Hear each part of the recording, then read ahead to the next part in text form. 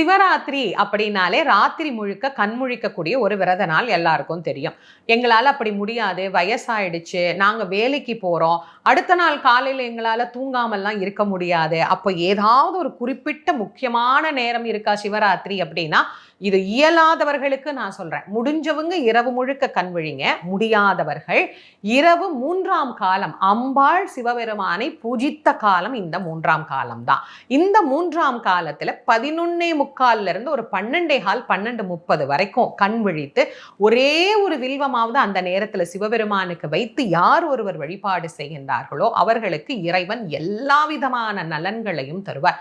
பொதுவா சிவராத்திரி விரதம் எப்படி இருக்கணும் அப்படின்னா, நம் மனதிலே இருக்கக்கூடிய ஆணவத்தை எல்லாம் அகற்றி இந்த விரதத்தை இருக்கணும். நான் செய்கின்றேன்.